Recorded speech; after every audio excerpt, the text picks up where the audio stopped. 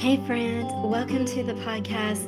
You Are Significant, the podcast where you will hear real stories from real people and we will get down into the truths of your own significance. You were created on purpose for a purpose with seeds of greatness inside of you. Now, let's get down to it. Welcome to this episode of You Are Significant. I'm so excited for Jessica Dudley to be on with us today. She is a dear friend of mine. We've been knowing each other a long time and growing together, growing business together, growing in the Lord together, really doing personal growth, the hard work of personal growth together. And, it's just rare to find somebody in life that you just really, really relate to. And Jessica is one of those people for me. And so, Jessica, thank you so much for being on today. Oh, thank you for having me. And I feel the same way about you. I feel like we're just spiritually connected and like from the start. So I'm excited. Yes, me too, girl. I'm excited for us to have this conversation. Like, I don't know where it's going to take us. Yes, and I was telling Jessica because we already have been talking quite a bit today, um, even before we hopped on here to record. And I just have been so excited for her to come on for the first time. And I want her to share her story today because Jessica is the type of person that I want to have back on the podcast for us to just chat and talk about things. We have a lot of deep conversations that I think you would enjoy listening in on. Hmm. And benefit from as a listener here on You Are Significant. So I'm excited for this to kind of be your first date with Jessica. Thanks for So having me. you're welcome. So Jessica is a certified Christian business, wellness, and inner healing coach and a featured author in the number one bestseller, Wealthy and Wisdom. Is that the book you were holding up? Yeah, that's the book. Woohoo! Wealthy and Wisdom, and Yeah. that's the stories of Proverbs 31 women leading the Hmm. way, and Yeah. a faith-driven leader known as the Queen of Breakthrough.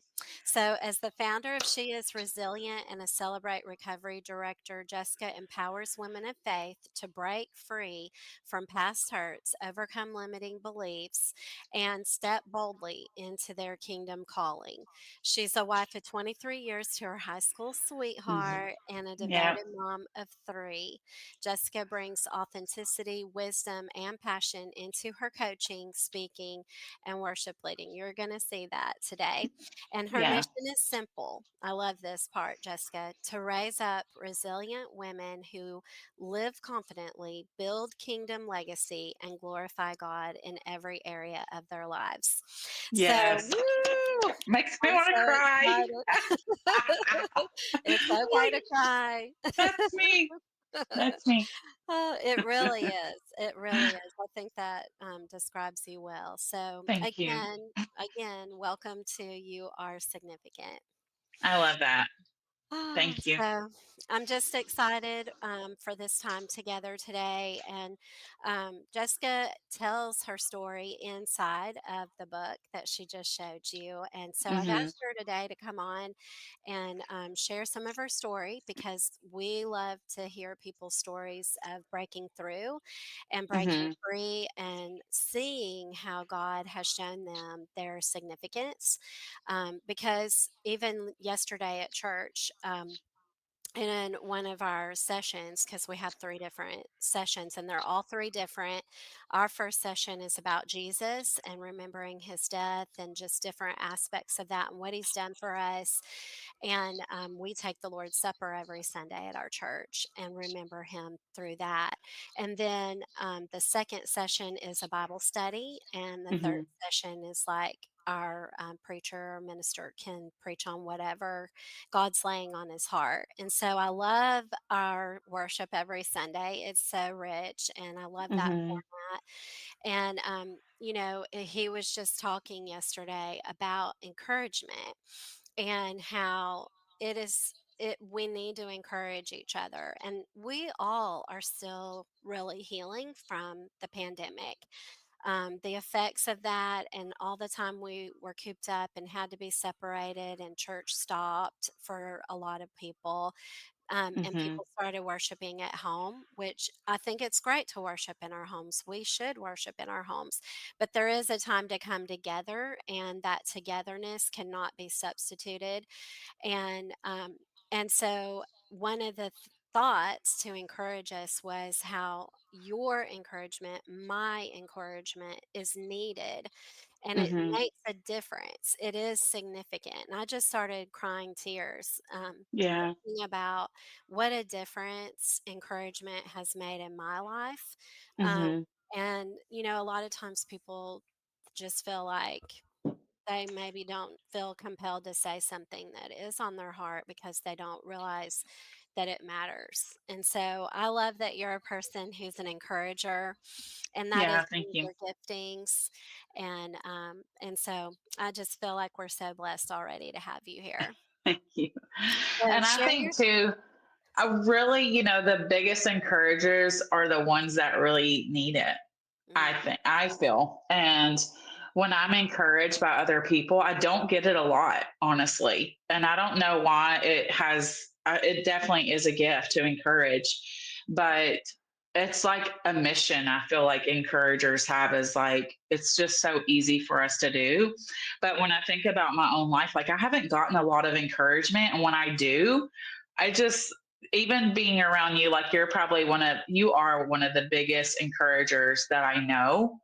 And Thank that's why you. I love being close to you. I love connecting to you because when I'm around you, you don't even have to do anything. I feel encouraged. Oh, thank you. You're Thank you like, for sharing for real. Like, that. even being on this podcast today, you are significant.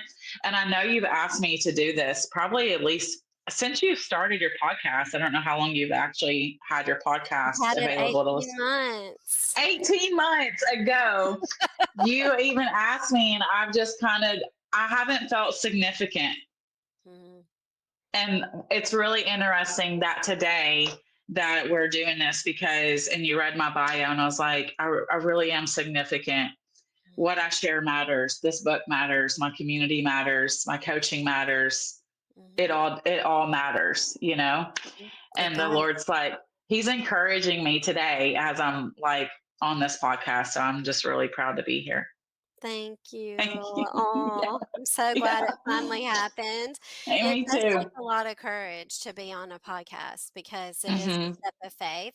Every time we push record here, it's a step of faith because you don't know exactly what's going to be said or Yeah. exactly what's going to happen, and so Hmm. we're trusting. We're really trusting that the Lord is going to show up and direct it and Yeah. guide it and speak through us. That's my Yeah. prayer.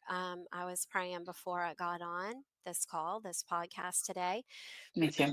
and just asking God to speak through the podcast. And Hmm. I pray that as you listen, that's how you feel about what you hear today from Jessica and I. Amen. So I want to give Jessica the floor to share her story, go back to where you want to begin, Jessica. I always like to hear about Okay. childhoods and, what it was like growing up and Right. kind of start at the beginning.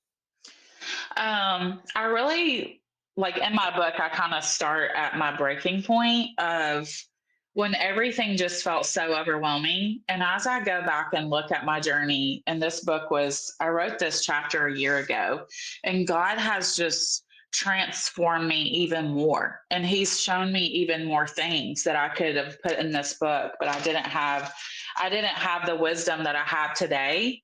And when I look back at my childhood, I was the oldest of two brothers, and my parents are still married today, and I came from a very dysfunctional childhood, not on purpose. I don't think it was intentional, but just the way my parents grew up.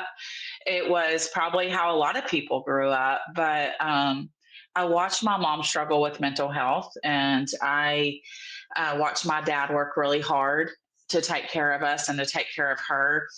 And I developed this identity of I actually have it in my chat GPT. This little chat says Miss Codependent or Miss Independent, which Mm, really made me Miss Codependent. And when I go back and look at her, she never wanted to be a burden to anyone. She always wanted to be helpful. She always wanted to pick up the stress of, you know, day to day chores, laundry, cooking, things like that. And I love that about me. Like, I can remember carrying my youngest brother, Aaron, on my hip. Like, I had this little indention in my hip because he always stayed there. And mhm, I love being that little mama. Like, mhm, I think all little girls do. They just love being a little mama.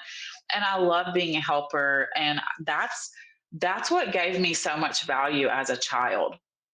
It mhm, really did. And so not so there's like so many positives and then some there's negatives too. It's like the good and the bad.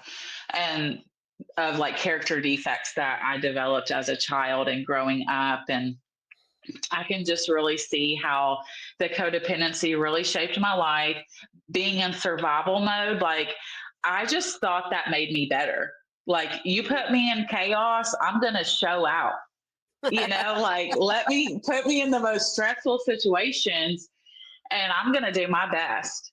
And mhm, so that was really how I grew up, is in that mindset of like chaos and survival and all of that. And I met my husband in high school. We are high school sweethearts.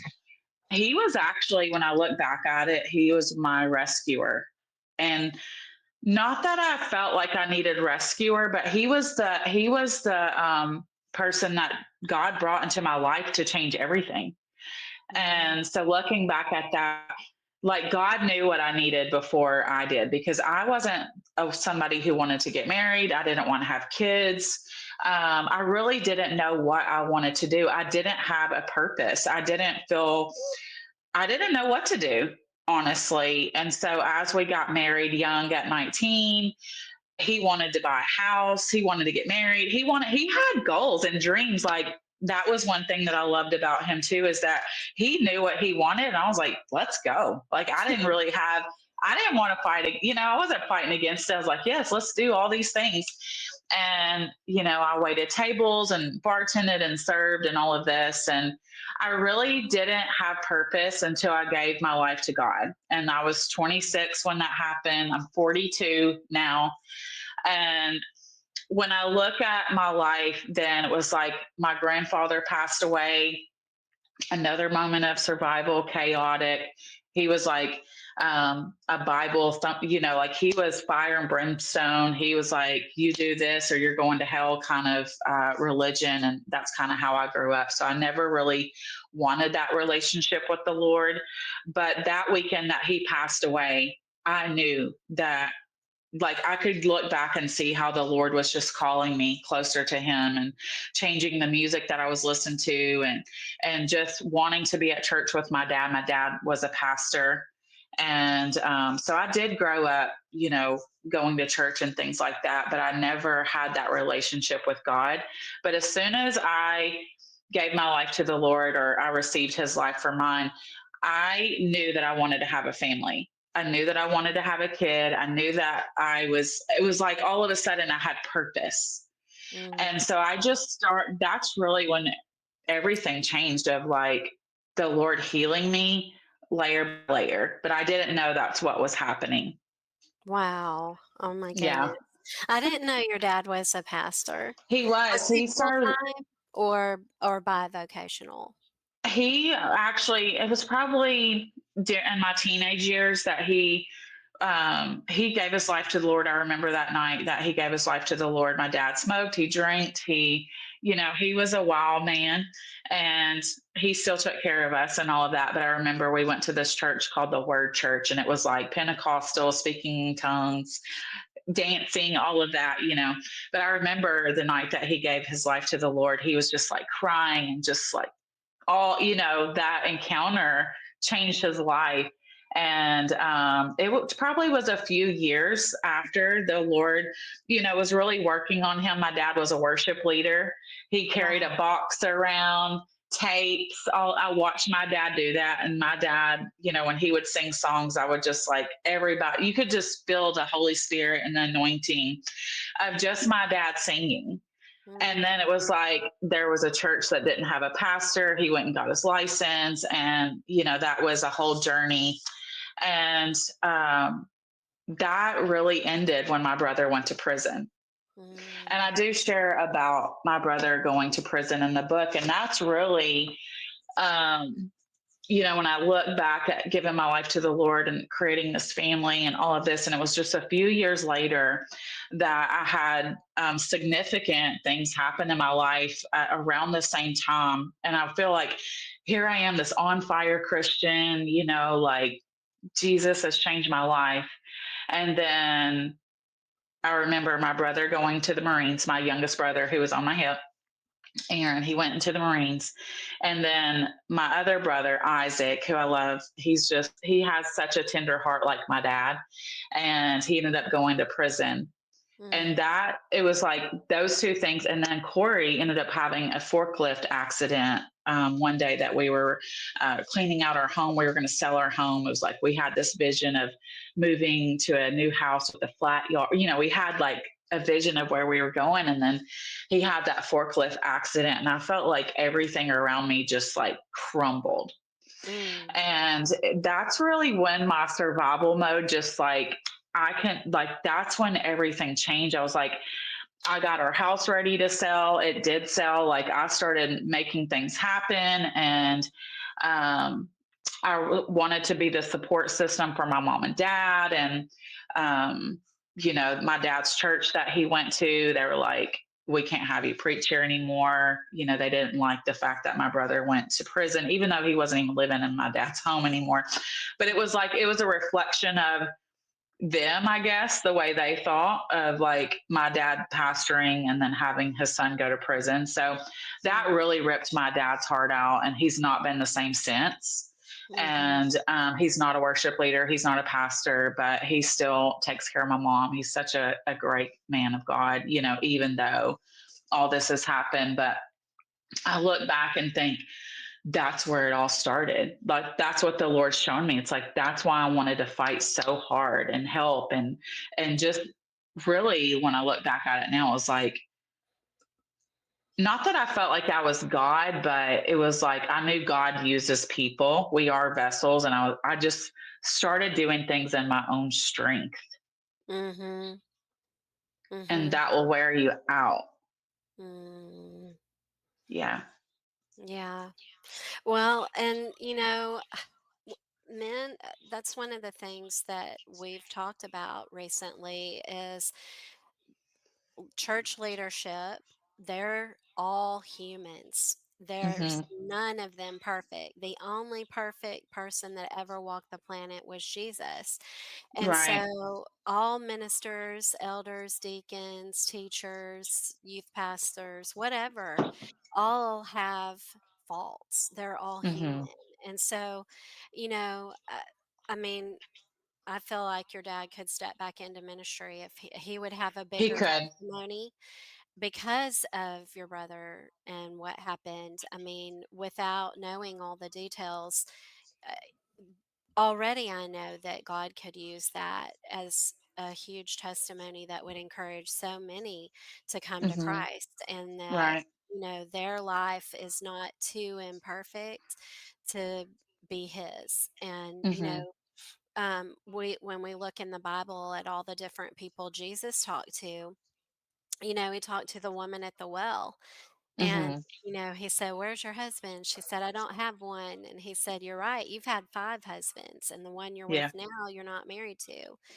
And Hmm. so, Jesus loved her and he saved her. And um, that's just one, right, out of all of Hmm. the stories of who Jesus specifically Hmm. talked to, and then we know he died for all. So I Right. just have to pull on that thread a little bit because I know myself, I'm not perfect, and I don't have Hmm. this podcast or show up as a health coach because I never eat anything wrong. I show up as a health coach because I am going to eat pizza. I am going to have a brownie. I am going to have ice cream. Ice cream's my favorite dessert, by the way. Um, and we need to know how to navigate. I'm in recovery Mhm. for emotional eating. We Mhm. need someone who's imperfect and real. I'm Right. just using this part of your dad's story and your story to share this thought, and I hope that's okay. Um, Mhm. that we need real Yeah. people that aren't perfect to show up and be the ones who lead us, coach us, help us get to heaven, that are our ministers. Mhm. And so I love that you're being bold. You haven't tried to hide that. Like, you could have just left that part out of your Yeah. story over here and hid and said, "Oh no, for some reason dad just stopped in year so and so," but instead you're like, Yeah. "No, my brother went to prison and the church wasn't happy and they asked him to step down." So, wow, what a And that boldness. was really heartbreaking to him. And I see the church hurt that he has. Mhm. But it's not my job to fix it or try And to his fix story isn't him. done. His And story's his not story is done. not, I feel like that's why I really am talking about it, is because the Holy Spirit's like bringing it back up to my attention, of even like reminding me to pray and really to keep my eyes open of like, yeah, that's what the enemy did, but just wait and see what I do now, Because you know? she is resilient. I just like, as we're talking about it, I just really feel like that's one, because I never have shared that about my family, and I love my family so deeply, Mhm. and I have been very codependent on my family, and that was when I look back over the years of, after the accidents and my brother going to prison and my youngest brother being away and all of that, I became very stressed out, Mm. and I had stress had broken my body down, and I became compromised. And that's when, God brought, I was praying for answers. And that's when God brought gut health into my life. And that's how we met, through our company. And he really used that to bless me. Like, that moment in time, it was like, now that I'm talking about it, I can see like how that, all of those things happened over here, like with my dad and my husband and my brothers. And then, let's see, that was probably when I was 36, that I think my middle son, he was probably 2 around that time. So it was like, I've had all my babies 5 years apart, which is very interesting. But Titus was around 2, sick and tired mama, exhausted, all of that. And then this new thing comes into my life, and I start healing my gut health, which is huge. I start Mhm. regaining mental clarity. I start really seeing a new purpose for my life that didn't involve fixing my family or taking care of them or worrying about them, but it opened up a door for me to dream and to Mhm. become like, and I could still help people, but not in a way that I was helping them before. It was like a whole new thing. Like, I could help them not be sick and tired anymore. I could help them go to the bathroom. I could help them, like, create a Create business. income. Yeah, like, Yes. and I was a mom. I was a stay-at-home mom. I've been a stay-at-home mom for, my oldest will be 16 in February. So it's been almost 16 years that I've been a stay-at-home mom. And just the guilt that I've had being a stay at home mom. I wanted to be a stay at home mom. My husband wanted me to be a stay at home mom. But even still having that survival mode, and like, I can take care of myself in a different way. It's like, oh, let me take care of this house. Let me take care of these kids. I don't need help. I don't want my husband helping. He works so hard, and I don't want a need for anything. And it's just a whole new thing happened, Mhm. like the layer of survival mode and all of that. And I'm like, well, I need to create income. I need to help pay for these products that I've started. And then I wanted to grow personally. And then there's conferences and books and all the things that we want to do. We want to travel. I can remember I didn't know I could travel as a stay at home mom. Like, Mhm. I didn't know moms did that. Mm. I didn't know moms took care of themselves, because, my mom struggled mentally to take care of herself, to take care of us. And I didn't know that I was allowed to do that. until Gut Health came into my life, until this company came into my life, until this community came into my life. And it was like everything shifted in such a great way. And Mhm. it was another layer of healing that the Lord used. And it's just like that story is just so powerful of looking back. And oh, and then around that time, I was invited to be a worship leader at our church. I'd never sang before. I just love to worship God because I was warring for my family and praying.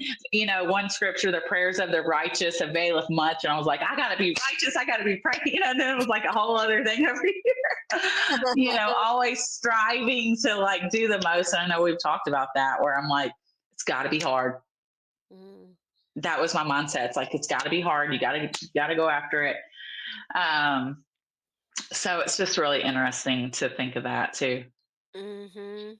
It is. It's interesting to think, how many Christians think it's got to be hard for them to be righteous. If they're not overcoming, if they're not self punishing, if they're not shaming themselves, if they're not making something be harder than it has to be, and then overcoming that, like self sabotaging, really. Um, Hmm.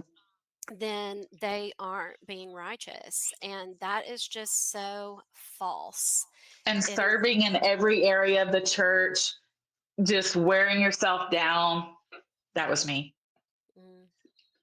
Yeah, and it's okay for us to see what our giftings are.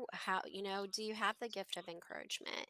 Do you have the Hmm. gift of speaking? Do you have the gift of singing or leading singing? Do you have the gift of teaching a Bible class, teaching kids, teaching women, it's okay for you to discover your gifting and then stay in that lane. And Hmm. I do believe, like with the parable of the talents, we can see that when they were righteous with what they were given, God gave them more. So Hmm. that is not striving, because then Right. when God gives you more, then it's he's giving you the strength and he's providing what you need to do it. But if you're over striving and you're overdoing because you're worried you're going to be lost, if it's not hard, unnecessarily hard, then Hmm. that is Yeah. not, that is self-righteousness. It's really not being godly. So, Hmm. and I think, we can't sit from the outside and judge anyone. That's not what this is about. This is about getting honest with yourself from what you're hearing from Jessica's story and what she's gone through in her inside of herself, and say, okay, why am I doing it that way? Why am I Hmm. doing this or not doing this? Um, and I one of the things that we've overcome in our recovery is letting something negative happen to get the attention, to Hmm. get the attention for the negative thing, to get forgiveness, to feel forgiven, to feel good. Isn't that just Right. so warped? Hmm. Yeah. But I'm sorry. I mean, again, not judging. I know we're not the only ones over here that have had this struggle in the family. Um, Hmm. And so you don't have to do negative things. You don't have to like neglect your health or go out and do something bad or stupid or dumb or even sinful to get negative attention, to be forgiven, to feel forgiven. Like, Hmm. it so warps some of the things that Satan does to Yeah. us with it. And a lot of times it's subconscious. We don't Hmm. even realize, like, I tend to do negative things. That's my addiction, is to like sabotage my life so then I get forgiven. uh, And then because I'm Hmm. forgiven, then I feel forgiven and I feel loved and I feel favored. Uh-uh. Right. So Yeah. calling these things out is huge. Being able to speak it out like you're speaking out parts of your story today. And for Dawn and I, learning about our own behaviors and where Satan has tripped us up, sometimes for Hmm. decades. Dawn is going on 58 and I'm 50. And Hmm. it has just totally been a journey to like see ourselves And Don's fighting cancer right now. He has thyroid cancer. Mhm. And this is not a time for negative behaviors. Like, you could die Right. if you do this the wrong Yeah. way. You've got Mhm. to do things the right way. Like, don't eat a bunch of sugar. Sugar feeds cancer. Take care of yourself. Let's do this the right way this time. Mhm. You are forgiven. You are loved. You're going to get plenty of attention. Mhm. We don't need to come save you this time. Yeah. Yeah. And so it's very interesting, this journey that we're on together as humans. Mhm. And I never felt like I when I'm looking at it, I was like, um, I never knew that I needed saving. Like I never realized that I was the one that needed help. And another part of my journey is 2020 happened. I really felt on fire around that time. Everything was going good. It was like my life was finally feeling good. My brother was almost out of prison. Um, it was just so many good things were happening. And then it was like 2020 happened. The world shut down, I remember in March. And then I found out I was pregnant with my third baby, Asher. And I was just like, what? I'm 38. Never was thought that was going to happen. Just lost all my weight. Like I just hit my goal weight. Like all these things were happening. You know what I mean? And I was just like, wow, I got hit right in the face. And that's when, it was a whole nother layer of journey. I started uh, going to Celebrate Recovery. That's when Celebrate Recovery started. Someone asked if I would lead worship for that ministry. And this is my thought around Celebrate Recovery. I thought, okay, my brother's going to get out of prison. If I were lead worship there, he'll come. Mm, Oh, my family need this. They'll come. Like I never believed that I needed it. I just knew everybody else did. mhm, And I started this journey of Celebrate Recovery and love the ministry. And it became a part of my life and it brought so much healing. That's when I learned about codependency. I realized, oh, it's actually me that has the issues of mm. doing these things. Me too, And girl. it It was started a an whole eye opener. it started a whole new healing journey for me. Set some boundaries. Um, and even just a few years later, Asher is 4 now. He'll be 5 in December. And I think about, the Lord delivering me from an orphan spirit. And I think about the what that meant. Like I've been a Christian for 16 years, but the enemy came in with rejection and isolation and making me feel like I was alone, that I needed to save and fix everyone and all those things. Um, and then I realized like God, like I was felt like an orphan. When the Lord healed me from that, that was like a game changer. And Mhm, right around that time, that's when he called me into Christian life coaching, which was weird. I was like, I heard that it was like all of a sudden I get this prompting or this calling to be a Christian life coach. And I'm like, I don't know what I'm going to do. And then I get healed from the orphan spirit or the spirit of rejection or whatever you want to call it. And I have this inner healing session from someone at my church. She sees me. She's like, I think you're ready for this. And I have this session that completely changes my life. And I look, and then I'm like, okay, this is why I'm going into Christian life coaching. And mm, that's when this whole new journey came about, like the book and this journey of like joining this mastermind and stepping out in faith and believing that actually God has called me to help women heal. And really, I see women who are entrepreneurs who really struggle because I feel like God uses entrepreneurs for kingdom purpose. mm. Yeah. Wow. Talk a little bit more about that. Why do you think that's true? When I think about, me stepping out into network marketing, where I Mhm, learned so many skills for free, and I'm also an encourager. So, like that gifting comes easy for me. Exhortation, like that's where I get to use that in worship. And then I step into this entrepreneurship and I'm like, I'm called to create kingdom wealth. And I'm Mm. like, oh wow, that's why when I seen the top of the company, I was like, God's like, you can do that. And I was like, what? Like, I never believed I could do anything like that. And I was like, okay. And, that's what started my journey of being an entrepreneur and stepping into creating another business of coaching.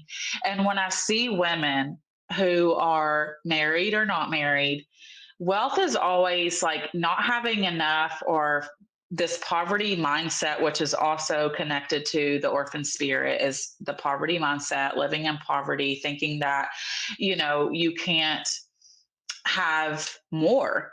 Mhm. And I know that God has called us to live this abundant life so that we could be givers, so that we can actually give more for the kingdom. When I think I heard Jessica Heffley say this, she's in our company. She's like, when more good people have money, they do good things. Yeah. And I feel like women, that's why I like the Proverbs 31 women, like this book is full of entrepreneurs, women who are using their story for purpose. God always uses our pain for purpose.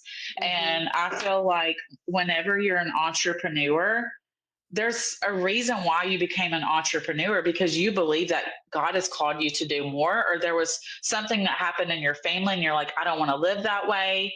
I want a different life. Mhm. And I feel like whenever you actually step out in faith, it's a total faith journey when you're an entrepreneur and you have your own business and you're creating with the Lord. Mhm. Mhm. And what I've learned over the past year is once I finished this mastermind and I was creating and I was so busy, man. I was just like burning it at both ends, just like working my business and creating all these new things, which was so beautiful because my word that year was create. And my coach was like, girl, you've done it. You've created everything. There's like there's nothing else for you to create. And I love to create. But what I realized was I wasn't actually working with God anymore. I Hmm. was working in my own strength trying to do it. And I didn't realize that because I was doing this for God, but Mhm. I wasn't doing it with him, Mm. which was such an eye Yeah. opener. Yeah. Mhm. And such a hard lesson because it's like you're this kingdom entrepreneur and God's given you this calling and you said yes to it. And then he gives you this big vision, but you think, I thought, oh, well, let me go do that now. But he Mhm. was like, he's still like, hey, but do you want me to come with you? You Mhm. know? Mhm. I hear him say that to me now. Do you want me to come with you though? Or are you gonna go keep doing what you're doing over there? What I hear you saying is you were living into your significance and you were Mm-hmm. creating like you set out to do. But really to be your most significant self, you realized, oh my goodness, I have left God out somehow. I've been doing this of my own strength, and I need to get back to Mm-hmm. my roots. I need to get back to prayer. I need to get back to even some fasting. I need to get back to Mm-hmm. reading my Bible and staying in the Word, and like not just singing, but thinking about the words that I'm singing, not just my voice or, how's my Yeah. outfit. Not that you were doing that necessarily, but just how we end up where we end up as humans. We may Yeah. still be serving God and doing the things, but in our heart, and God sees our Mm-hmm. heart, there's Yeah. been some kind of shift. And it's so easy because of the energy it takes to create Mm-hmm. consistently. And for those of you listening, you might be thinking, why do they keep saying create? What are we talking about? Like when you're creating a coaching course, or when you're creating a podcast and you're inviting the guests and you're editing and you're picking your music, and there's a Mm-hmm. lot that goes into producing something. And so Mm-hmm. we like to, I do too. I totally feel like a creator. Um, But it is, God made us as women have the ability to create. We're the ones who carry the children. We're the ones who the Mhm. child grows inside of. And that is really a feminine power that God has given us. Men have it too. They're able to build houses and build cars, and they're also the leader of the home, and they're shaping children into Mhm. adults who are going to be godly adults, and men, boys into men, by leading them in a godly way into men who are godly that will lead the church. And in Mhm. that sense, and their own families. And in that sense, men are creators too, because we talk about this a lot on this podcast. We are created in God's image with seeds Mhm. of greatness inside of us. It's part of the introductory portion of this podcast. Right. Every single episode is that Mhm. we have seeds of greatness inside of us, but it's easy sometimes to get so busy that we stop journaling. We stop starting our day with prayer.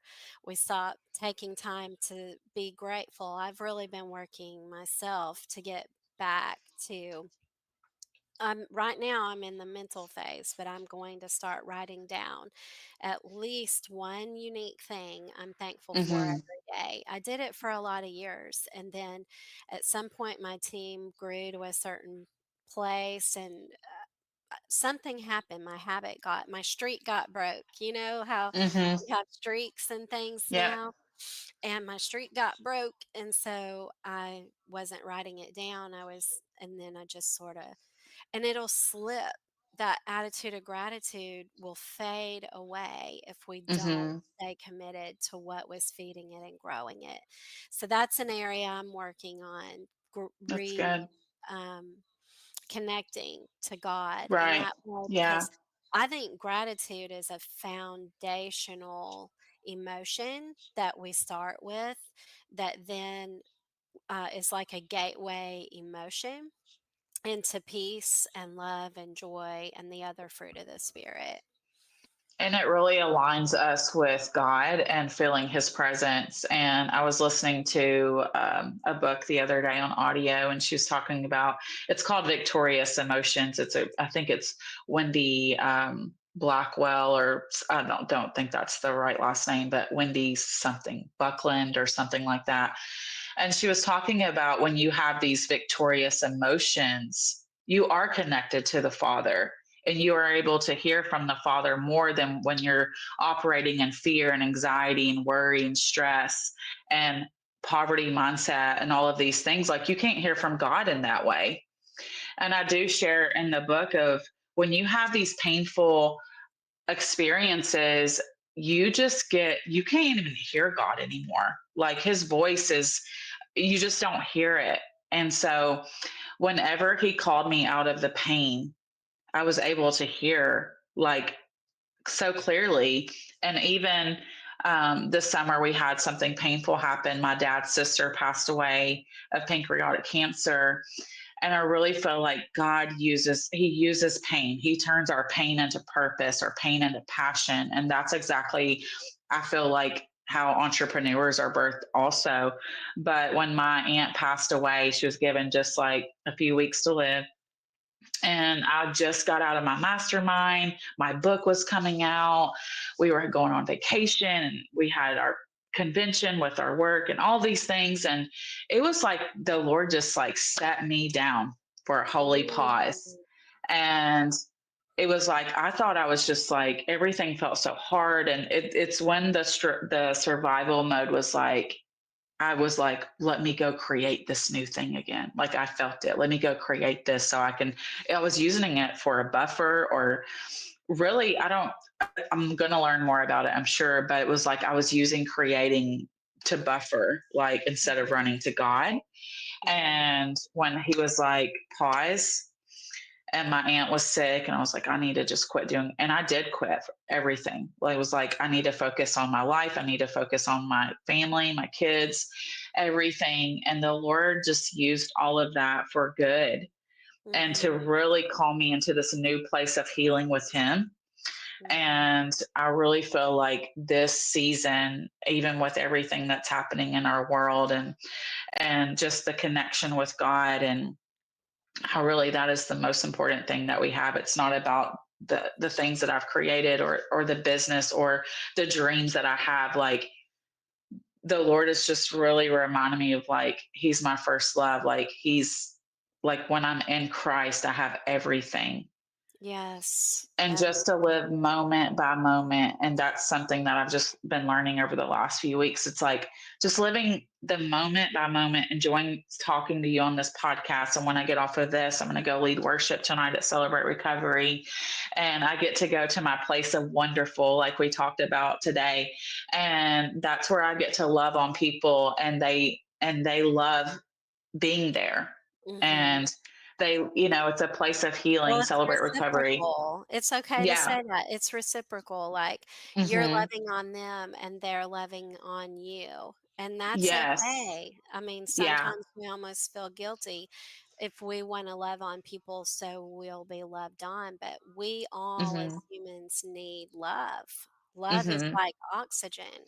We need it. We have to have it, Right. and we're gonna go find it, so I love that you have found your place of wonderful where you can give and love Mhm. and be given back to and loved on.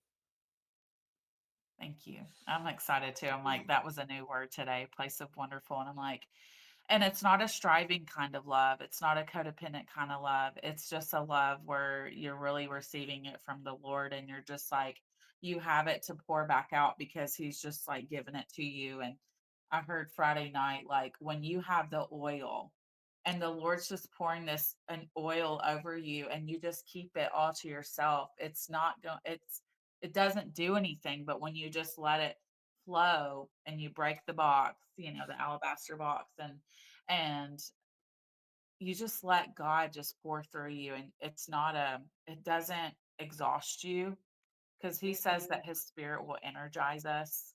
Mhm. And so when we're doing these things for God or with God, partnering with Him, we're not exhausted, we're not striving, we're not proving.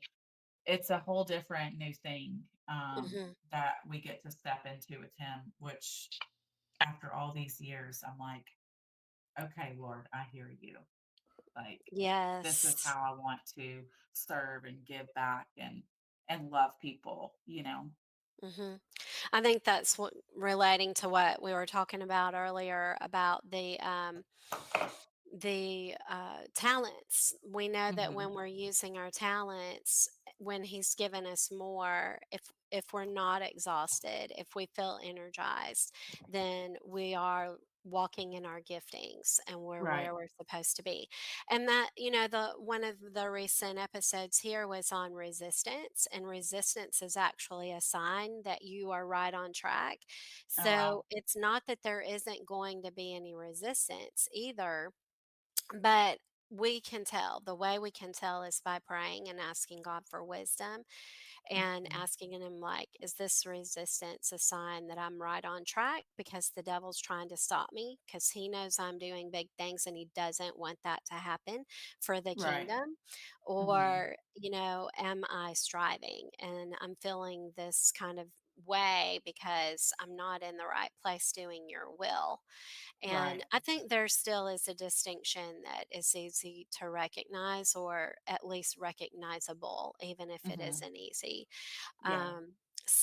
Well, that's all our time for today. Y'all can tell this is Jessica's a lady that we're going to want to have back on to chat with some more. She's full of so much wisdom, Thank you. and she has such a light. I like to call her an angel, Oh, you're because sweet. she really is, like, when you're around Jessica, you just automatically feel better because there's like this aura of peace and Yeah, thank love you. that just exudes I from you, received that. Jessica. So, thank you Thank so you. much for spending time with us today and for sharing your story. Hold up your Mhm. book one more time. We want to go order our copy. Wealthy in Wealthy in Wisdom. Wisdom by Megan Mhm. Unsworth. And what does it say? It has over 30 women thought leaders. And so I love thinking of a thought leader, because we have, when you think about the thoughts and how it changes everything. Uh-huh. Also And powerful. I'll drop in the show notes Jessica's coaching information. She is a Christian life coach and has some really amazing things created for you to Hmm. get help. And so we'll have her back on again to share more. Thank Thank you, you. Jessica. Love you. Love you. Bye, guys. Thank you for tuning in to You Are Significant. I hope this episode inspired you to embrace your own God given purpose. If this episode inspired you and blessed you, would you please share it out with a friend who needs to be reminded of their own significance? And remember to hit subscribe. Until next time, remember to walk in faith, find the joy, and stand in your significance.